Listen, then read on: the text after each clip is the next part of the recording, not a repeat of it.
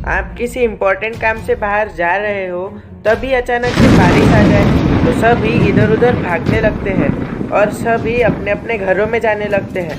कुछ समय बाद जब यह बारिश चली जाती है तो हम सोचते हैं कि अभी ये बारिश चली गई है और फिर से जल्द ना आए। पर क्या हो अगर ये बारिश 10,000 साल तक आई ना। तो चलिए शुरू करते अनोखी वैज्ञानिक परिकल्पना यानी इमेजिनरी साइंटिफिक हाइपोथेसिस को। Let's enjoy the power of imagination.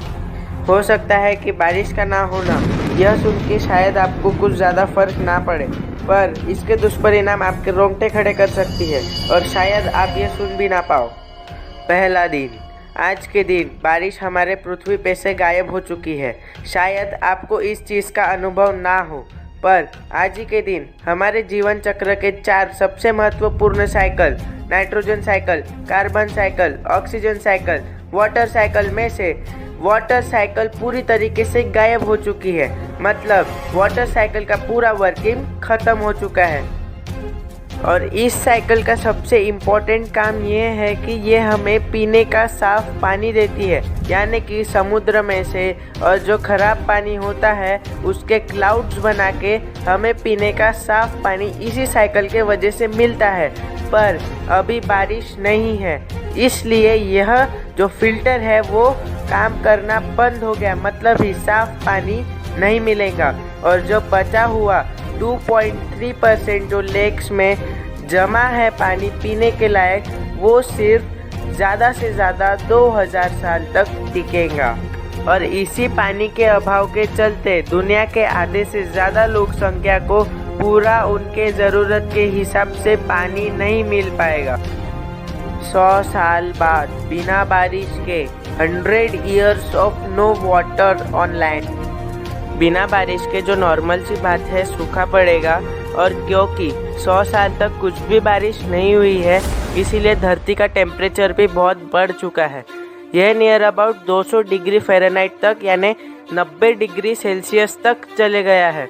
और इसी के चलते सूखे और टेम्परेचर के बढ़ने के चलते पेड़ों की कमतरता हुई है और घास भी पूरी सूख गई है, जिससे कि CO2 का प्रमाण बढ़ रहा है और ऑक्सीजन का प्रमाण बहुत ही ज़्यादा कम हो रहा है।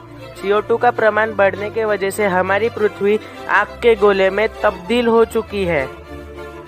इसी के चलते जो पृथ्वी पर के ग्लेशियर्स हैं नॉर्थ और साउथ पोल में, वो सभी के सभी बर्फ के पहाड़ पिघल रहे हैं और अभी धरती पे का सारा पानी खत्म होने वाला है। और किसान अपने खेतों की सिंचाई साइंटिफिक आधुनिक तरीके जैसे स्प्रिंकल इरिगेशन जैसे तरीकों से कर रहे हैं।